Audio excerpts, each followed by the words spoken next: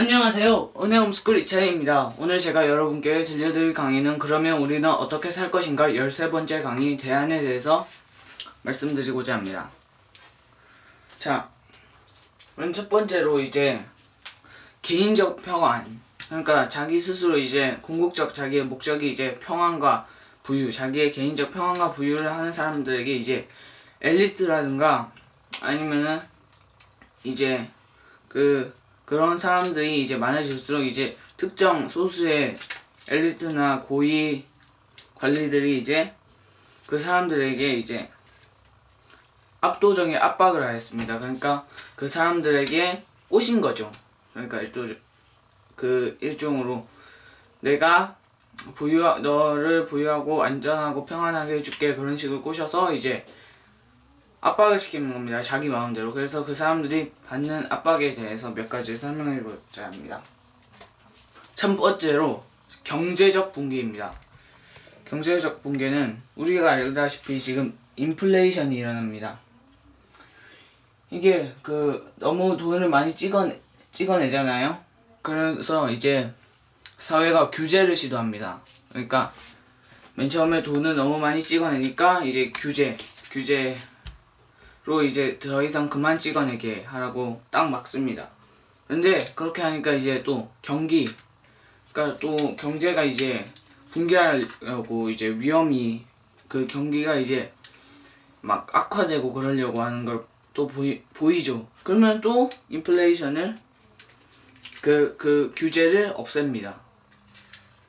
그러니까 인플레이션 생기고 규제 생기고, 규제 때문에 또 경제가 안 좋아지려 하니까 이제 다시 규제 풀고, 그래서 다시 인플레이션 생기고, 이게 계속 순화되는 겁니다.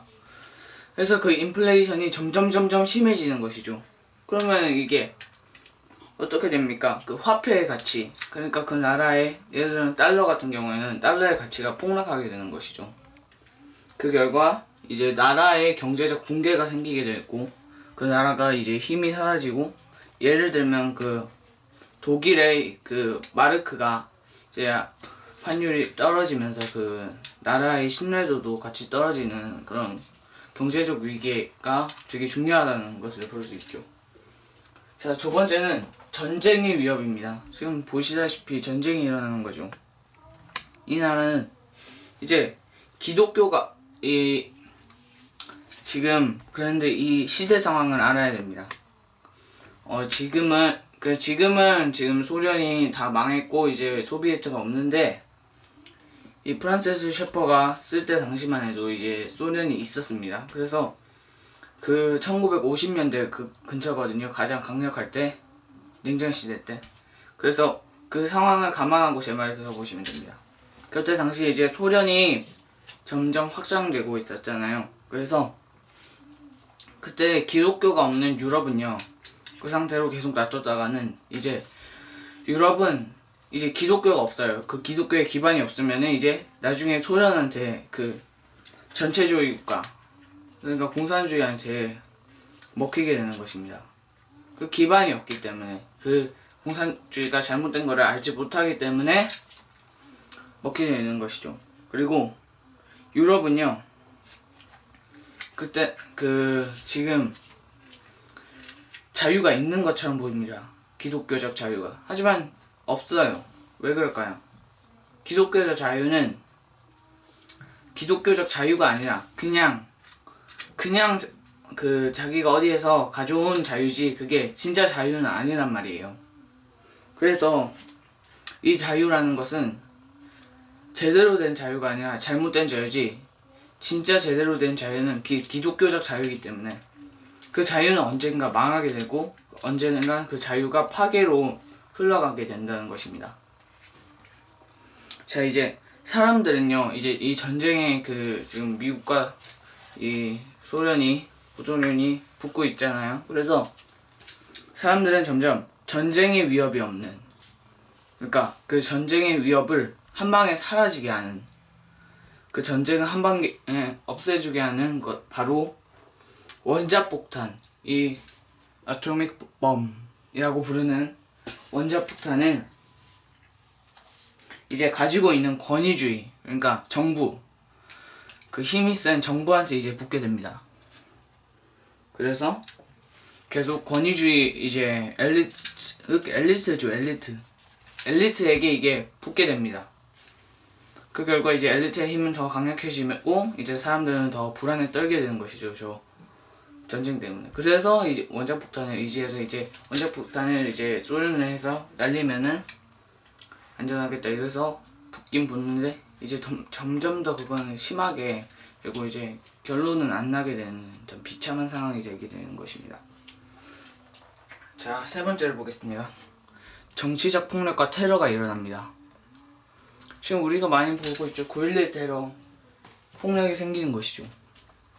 이 말은 그 사람들이 이제 자기 마음대로 이제 계속 진행을 하려고 무차별적인 테러, 자신의 뜻을 넓히려고 IS 같은 경우에는 이슬람 그 극단주의 세력은 자신들의 세계를 더 넓히기 위해서 전쟁을 일으키고 테러를 일으키죠. 그리고 이 테러가 일어나고 사회가 혼란스럽잖아요. 그럼 또 똑같습니다. 사람들은요, 자신의 개인적 평화와 안전을 위해서 또 권위주의 사회, 엘리트들한테 붙습니다. 그 결과 또 그걸 추구했잖아요. 그럼 또 이 테러가 또 일어날 것입니다. 이 무한반복이죠. 그러니까 이 사람들은 이 악순환의 고리를 끊어야지 되지, 그냥 이렇게 가서 안 됩니다. 자, 이제 네 번째는 바로 세계의 부의 재분배입니다. 이 사람들이 이제 막 자선을 하고 이제 서로 다 나눠주고 쫙 이제 돈을 분배할 거 아니에요. 그때 돈을 사람들이 다 같이 그 나누고 국가가 그 나눠줄 때 사람들은 이제 점점 자신의 가치가 그 돈의 가치, 그러니까요, 사람들의 높아진 번영과 풍요의 가치가 높아집니다. 그러니까 번영과 풍요가 옛날에는 한 밥 잘 먹고 이제 누구한테 안 맞고 이게 가치였는데 지금은 한 막 자동차 뭐를 가지고 있어야 되고 또 한 누구 앞에서 한 떵떵거릴 수 있는 그 정도 권한, 그런 식으로 높아지는 것이죠. 그 결과 이제 개인의 그 번영과 그 국가와 개인의 번영과 평화, 즉 이 사람들의 이제 가치는 점점 높아지고요. 이제 그러니까 자기가 지금 가지고 있는 그것도 이제 점점 작아 보이는 것입니다. 가치가 높아지니까 당연히 자기가 가지고 있는 건 작아 보이겠죠. 그 결과 사람들은 또 어떻게 하는 줄 아십니까? 다 똑같아요. 낮아진 그 풍요와 번영을 그 높여줄 것 같은, 그 낮아진 것을 높여줄 것 같은 권위주의 정치 뭡니까? 엘리트. 엘리트들한테 빌붙어서 이제 또 이제 그 사람들한테 이제 도움을 얻으려고 하는 것이죠. 그래서 똑같습니다. 이 부가 자신의 가치가 높아지고 자신이 가지고 있는 건 작아 보이니까 이걸 높여줄 것 같은 권위주의 정부, 엘리트들한테 붙는데 그 결과 어떻게 되겠어요? 엘리트들 지 마음대로 합니다. 그럼 어떻게 되겠어요? 이 세상은 엘리트 믿었다가 이제 망하게 되는 것이죠. 다섯 번째는 무엇이냐면 부족한 식량과 자원입니다. 이제 식량이 줄어들고요, 자원이 줄어듭니다. 그래서 이제 사람들은 공리주의를 약속하는, 그러니까 공리주의를 약속하는 권위주의, 즉 엘리트들한테 의지합니다. 다 똑같아요. 엘리트들한테부터. 그런데 이 공리주의가 무엇이냐? 공리주의는 최대 다수의 최대 행복, 많은 사람들이 많은 행복을 누린다는 것입니다. 하지만 이게 제대로 된 가치는 아닙니다. 이 공리주의가 왜 제대로 된 가치가 아니냐면요, 최대 다수가 최대 행복을 누리는 게 좋아요. 그렇지만 그게 잘못된 가치, 그걸 위해서 우리가 사는 거면 안 됩니다. 우리가 선을 위해서 살아야지 악을 최대 다스려 악 자체를 최대 다스려 최대 행복. 그러니까 지금 동성애 인정하는 것도 똑같죠. 지금 동성애가 지금 많은 사람들이 이제 점점 늘어나니까 그것을 인정해 주려고 합니다. 하지만 바로 그게 공리주의의 약점입니다. 또 더 중요한 사실은요, 이 공리주의가 제대로 실현된다고 해도요, 우리 알잖아요. 권력을 잡은 공리주의는요, 약속을 지키지 않습니다. 그리고요, 그냥 자기 자신들, 엘리트들만을 위해서요, 식량과 자원을 쓰게 되는 것이죠. 그래서 전보다 이제 식량과 자원이 부족해집니다. 이제 엘리트들이 다 가져가 버리니까 얼마 안 남게 되는 것이죠. 그 결과 사람들의 마음에는 탐욕이 자라나고요, 싸움과 혼란이 지속될 것입니다. 그러면 또 사람들은 뭐 어떻게 해야겠어요? 엘리트들한테 붙을 것이죠. 악순환의 고리입니다. 그래서 이 결과는 무슨 말이냐면요, 엘리트들한테 붙으면 안 된다 이 말입니다. 대안이 무엇일까요? 두 가지가 있습니다. 첫 번째는 권위주의적 정부입니다. 엘리트죠, 엘리트. 제가 뭐라 했어요? 붙으면 안 된다고. 이 사람들은요, 강요된 질서, 일정한 질서 안에서, 저 북한 보세요. 김정은 아래에서 이제 다 막 박수치고 노래하고 막 행진하고 그런 것이죠. 강요된 질서입니다. 그 통제와 탄압이 심화됩니다. 얘가 바로 북한이죠. 그 엘리트 한 명인 김정은이 다스리고 사람들에게 이제 한국의 영화나 그런 걸 하나도 못 보게 하는 것이죠. 그게 바로 통제와 탄압입니다. 이게 뭐예요? 엘리트만을 위한 세상입니다. 우리가 그렇게 될 수 있단 말이에요. 심각한 것은 진짜 심각해요. 우리가 저렇게 될 수 있다는 사실입니다. 그게 문제인 거. 그냥 우리가 진짜 북한을 비판할 것만이 아니라 우리가 계속 우리의 풍요와 우리의 번영만을 생각한다면요, 우리는 점점 이기적이게 되고 이제 편한 엘리트에게 붙게 됩니다. 그 결과 엘리트는 지 마음대로 할 것이고, 인본주의자이기 때문에 지 마음대로 할 것이고, 결국 북한과 같은 이 사태가 일어난단 말이죠. 현대판 왕이 다스린다는 그런 식의 현대판 왕이 이제 다스리게 되는 것이죠. 절대 이렇게 되면 안 됩니다. 그래서 권위주의 정부는 답이 아닙니다. 답은 뭐예요? 우리가 믿고 있는 하나님이잖아요. 바로 결론은 이렇습니다. 결론은 바로 우리가 권위주의 정부가 우리의 대안이 아닙니다. 권위주의적 정부가 우리의 대안이 아니라 바로 기독교와 성경, 이 두 가지가 우리의 대안이 되어야 합니다. 이 대안이 기독교와 성경이 돼야지 우리가 다른 뭐 권위주의 엘리트들한테 붙는 게 아니라 이 기독교와 이 하나님의 십자가, 성경을 믿어야죠. 뭘 믿어요? 그걸 믿고 그 기준을 따라서 살아야 합니다.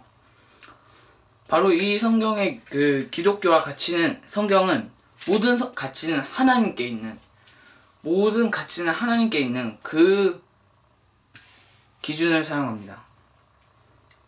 기독교와 성경에 대한 이 사람들은요, 이걸 지켜야 됩니다. 그리스도를 우리의 구원자로 인정해야 됩니다. 그리고 성경의 절대적인 기준은요, 우리의 기준으로 둬야 합니다. 성경에 옳다 그러는 것은 우리가 해도 되고요, 성경에 하지 말라 하는 것은 하지 말아야 합니다. 우리 그 기준으로 살아야지 지금 세상이 가지고 있는 그 상대적이고 움직일 수 있는 막 왔다리 갔다리 하는 기준이 되는 게 아니죠.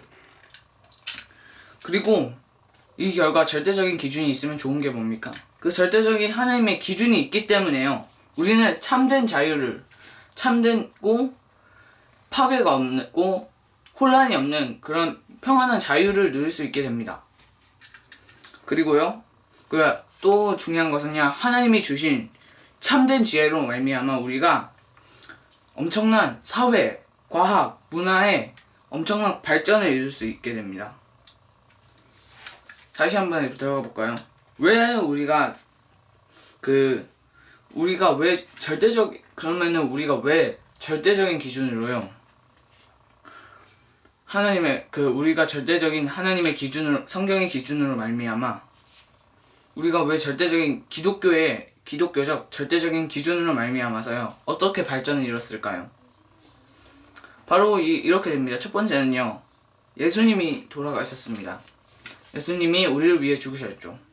그리고 부활하셨습니다. 우리의 죄를 사하셨다는 것은요, 우리가 하나님께 돌아갈 수 있다는 가능성을 잘 보여주는 겁니다. 우리가 하나님께 그전에는 갈 수가 없어요. 맨날 제사를 드려야지, 소를 죽이고 양을 죽여야지, 우리가 대속물로 그렇게 죽여야지 갈 수 있지. 완벽하게는 우리가 이제 우리가 완벽하게 그 제사로 죄를 다 없앨 수는 없지. 그냥 잠깐 넘기는 겁니다. 임시방편입니다. 하지만 예수님이 우리를 위하여 죽으심으로 말미암아 우리는 영원한 생명을 얻게 되고요. 우리는 예수님이 그 임시방편으로 죽어서 우리가 죄를 임시적으로 사하여 주시는 게 아니라 영원히 사하여 주시는 겁니다. 우리가 무슨 죄를 지었든 예수님은 사하여 주신다는 것이죠. 바로 이 결과 우리는 미래에 대한 우리는 예수님의 죽음으로 말미암아 하나님에 돌아갈 수 있다는 희망이 생겼습니다. 우리가 천국에 들어갈 수 있다는 희망이 생겼죠. 우리가 하나님과 같이 할 수 있다는 희망이 생겼습니다. 그래서 우리는 미래에 대한 희망이 생겼습니다. 그래서 우리는 하나님만 바라보죠. 우리가 하나님만 바라본 결과 하나님께서 지혜를 주십니다. 우리가 하나님께로 돌아갈 수 있다는, 우리가 다시 하나님의 아들이 될 수 있다는 그런 생각을 가지고요, 우리는 미래에 대한 희망을 갖습니다. 우리가 그 미래에 대한 희망을 갖는 결과 하나님만 바라보죠. 하나님만 바라보고 살 경우가 하나님께서 우리에게 지혜를 주십니다. 하나님이 우리에게 지혜를 주시면 어떻게 되겠어요? 우리는 그 안에서 합력하여 선을 이루고 그 안에서 모든 것을 할 수 있다고 하나님께서 말씀하셨습니다.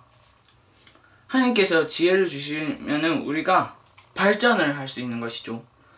예를 들어 저 같은 경우는 과학자가 되고 싶죠. 하나님이 지혜를 주시면 많은 것을 만들어낼 수 있고요. 의사에게 지혜를 주시면은 그 의사는 많은 환자의 생명을 살릴 수 있을 것입니다.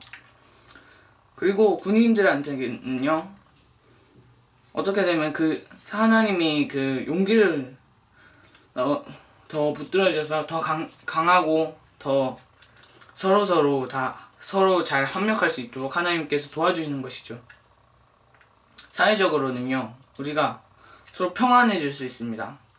그러니까 엘리트로 인해서 통제돼서 안정된 삶이 아니라 하나님으로부터 자연적으로 안정적인 그런 삶을 살 수 있다는 것이죠. 이 기독교와 성경에 있으면요.